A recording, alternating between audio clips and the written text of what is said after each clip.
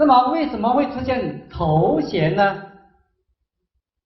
头眩就是头晕眼花。上焦有寒，为什么会头晕眼花呢？主要是清阳不升。我们知道头是诸阳之会，五脏六腑之精气，尤其是阳气，皆上注于头啊。所以上焦的阳气不足啊，在这个清阳的不升，那么再加上呢，它很多痰，反而呢浊痰呢上升，浊痰上升，它就会蒙蔽清窍。这个清窍包括眼睛、头，是吧？蒙蔽清窍，所以这个人呢就会昏昏欲睡啊，口水很多啊，这个头晕眼花。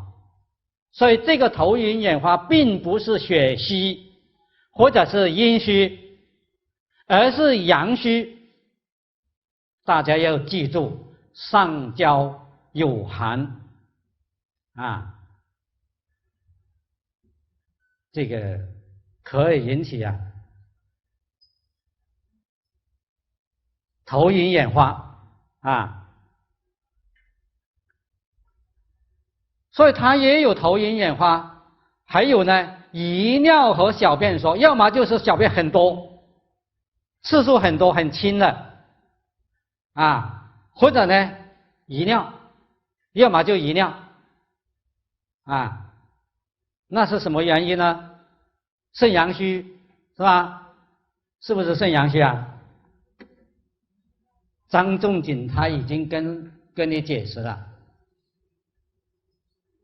上虚不能自下故也，此为肺中冷。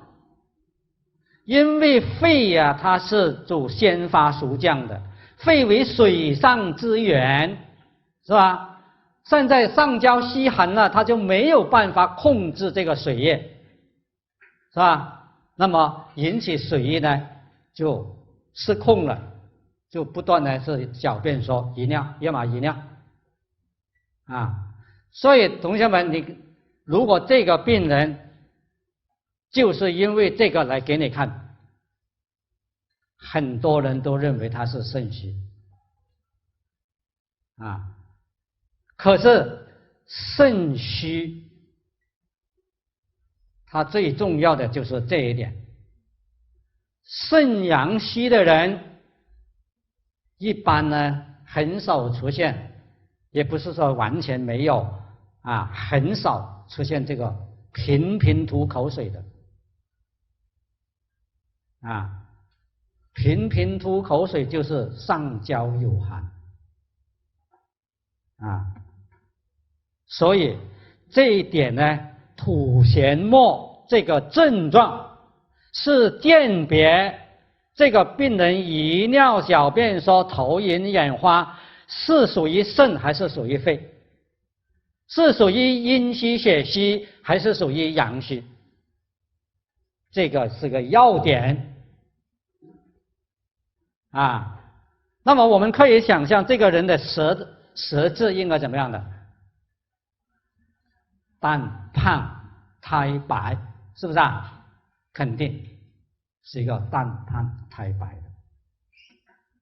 所以对于这种症状的分析得出来的结论，那就是肺中虚寒，上焦有寒，其口多涎啊。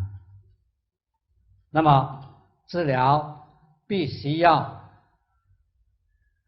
因为病机是肺中虚寒，所以治法一定要针对这个病机来制定，就温肺服气，补虚散寒，是吧？就针对这个病机来制定它的8法，就是汗吐下和温经补消，这个是温肺服气。那么补法和温法还有个散寒邪啊，这个3个法在里面。用甘草干姜汤。那么这个甘草干姜汤呢，它的作用呢，主要是通过补土来生津的，它有补土的作用啊。这个甘草应该用什么甘草？炙甘草，它有补肺气的作用，或者是它有补益中气健脾的作用，是吧？炙甘草。其次呢是干姜，辛温散寒。同学们注意，这里用的干姜是什么干姜呢？泡姜。泡姜跟干姜有什么区别呢？生姜是走而不守的，干姜呢半走半守的，泡姜呢守而不走的。他现在这个病人呢，他是老是要小便所以我们起泡姜呢守而不走又能够温肺驱寒散湿。如果他还吃了方以后还是感到有口淡的现象，你们可以将干姜和泡姜一起用。泡姜15克干姜10克可以，不怕。炙甘草一般呢是用到20克到30克的，因为甘草不单只有补中益气健脾的作用，它还有一个祛痰的作用所以这条方你不要看它那么简单，可是如果这个诊断准确，你就这样用下去，效果很好。我毕业以后在鹤岗县人民医院做了10年，在那里做了10年医生。有一次我在这个饭店吃早餐，那天我不用上班，在饭店吃早餐，看见旁边一个男的在哪里，他也在哪里吃早餐，但是我看见他脚下就是在台下吐了一大坛的痰，我就说你怎么老吐痰啊？你那么不卫生，不讲卫生，那么多人。哎呀，他说我是一个病来的。我说什么病啊？他说我就是这个病，口水很多，老是想吐。我说你有没有去看过医生啊？他不认识我啊。我说你有没有去看过医生啊？他说看过了。我说你吃过什么药？他说西药没效，消炎药老是消炎药，更越吃越糟糕，因为消炎药是伤脾胃的。很多人吃了消炎药以后恶心呕吐，不想吃，便溏伤阳。他说西药根本不行。我说中药你去吃中药啊？他说中药我也吃很多。我说你吃过什么中药？他说我都背出来了。我说是什么药？他说是半夏、陈皮、甘草、茯苓。他说这个是不是2陈汤？我说你也懂啊。他说我已经吃了很多了。我说吃了以后有什么感觉呢？他说痰呢是会少一点，可是呢老是口干燥咽干说明呢这些药就是2陈汤呢太过于温燥了。那我就想他那么温燥，我说我试开一个药给你看看行不行？我就开甘草干姜2味药。这甘草用到25克，干姜泡姜啊，用到15克。吃了以后，我说你吃完以后，什么时候你到人民医院门诊来找我？啊，他说你是医生啊，我说是啊。啊，第二次倒回来，他说痰少了很多了，啊，而且呢，咽喉不干了，他还是有一点点。后来我就将这条方呢加一个桔梗，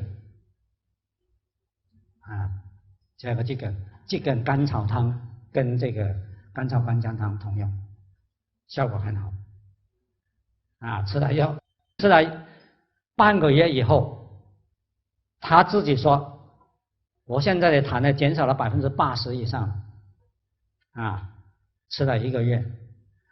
不过最后就是第4个星期呢，我就把它改为森林白术散了，用来健脾了，啊，所以这个肺痿病啊是可以见到的。那么这里呢有一个小学教师，30岁，他的主症是什么呢？就是遗尿，每天晚上都遗尿，好像小孩子一样，啊，已经很久了。日间呢，也有时候会不自主的会遗尿，啊，夜间呢就经常晚上都遗尿了，啊，因为这个问题呢，他感到很痛苦。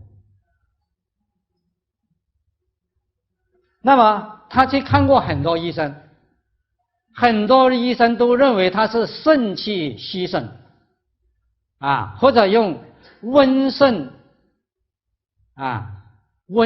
治水的，就是止水的富贵地黄，也就是什么方？这个富贵地黄实际上是什么？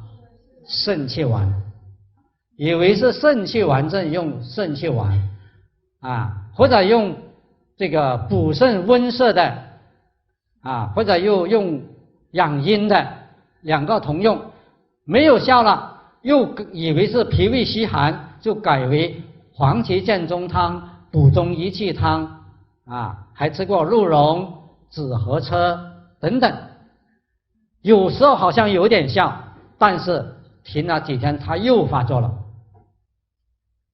啊，一直都没有办法医好。那么后来呢，就一个江西一个中医生，啊，他是江西人，他认为呢，看到病人的脉象，啊，寸部啊右的寸关都是弱的，啊，都是弱而无力的，色苔呢是白润无苔，可是口很淡，不咳，就是经常呢会有吐痰，胃纳不是很好，小便清长，大便溏薄。他想，如果他是脾肾两脏的话，他吃了以前那么多健脾补肾的药，应该有效了。现在这个病人没有效，就是没有考虑到这个肺经的问题，啊，没有考虑到肺经的问题。以后呢，他就给他开了甘草干姜汤，用炙甘草24，泡姜9颗，每天就吃2剂，1天吃2剂药，因为2粒药是吧？3天以后呢，遗尿大减，吐痰也减了，比较清晰，啊，再服一个5天，就是10剂药，基本上呢好了，啊，那么这个病人一共是吃了16剂药，16剂药，那就是8天，基本上把他的遗尿呢医好了。所以我们临床上如果辨不清的时候，我们呢是要考虑到肺的问题。这个呢，在中医内科学它是没有讲这条方，它也没有讲是肺家有寒的遗尿所以我们读经典以后呢，就可以知道水液的代谢跟哪些脏腑的关系最为密切。除了脾肾以外，我们还要考虑到肺的问题我看过一个病案，一个严重腹水的病人，就是肝硬化腹水的病人，中西药都用过了，已经3个月，腹水很严重。后来呢，这个医生呢，他看到他用了那么多利尿药，腹水还是利不出来，所以后来呢，他就考虑会不会跟肺有关，于是他就问他，你有没有咳嗽？他说有，但是呢不是很多。于是他就大胆怀疑可能他的水液跟肺有关，于是在防己黄芪汤在用防己黄芪汤的同时呢，他加了2味药，一个就是麻黄，一个是杏仁。麻黄用到多少呢？他用20克，杏仁15克。加了这2味药以后，当天晚上这个病人的小便明显增多了。原来一天用了利尿药以后，一天才1800、2000的小便量，用了这2味药以后呢，增加到2500、3000了一天。他看了，那么吃3剂以后，明显小便量增加了，腹胀的症状减轻了。后来呢，这个病人倒回去，他看到他吃了那么20克的麻黄还没有什么乏汗，于是他将麻黄加到30克，加到30克以后，这个小便量就很多了，3500，有时差不多4000一天。那么这个腹水逐渐就消了。你用那么多利尿药，输尿也没用。你用那么多健脾的药，散丹利湿药也没用。你加了一个先发肺气的药，效果就很好了。所以呢，中医治病是很神奇的，有时候神奇到连自己都不敢相信的。会有那么好，真的？可是真是有这种情况。所以中医的理论，很多西医都认为西医代替不了的。中医的理论，中医的中药，西医代替不了，西药也代替不了。这个就是肺痿的。第二呢是肺痈了。我们看原文第2条，问曰：病可逆，脉之何以知此为肺痈？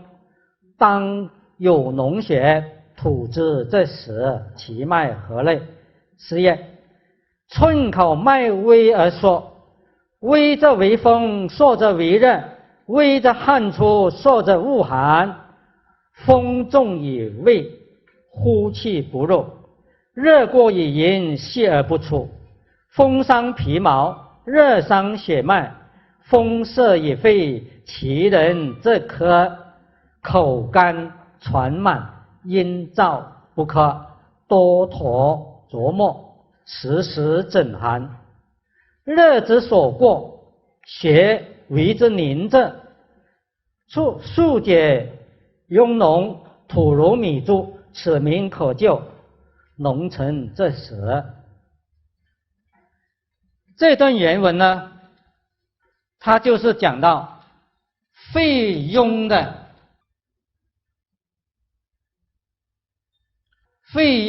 病因病机脉症预后。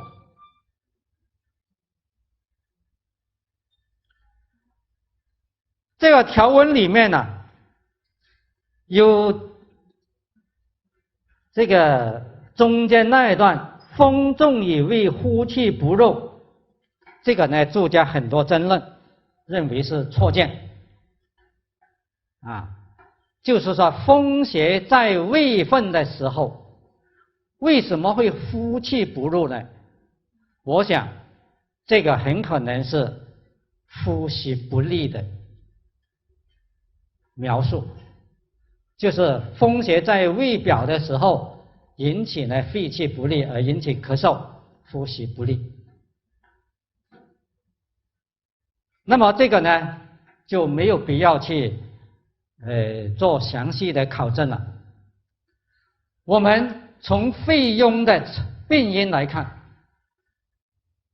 它以脉象，脉微而缩，这两个脉象呢是借脉象讲病因的，实际上病人不一定就出现这个脉象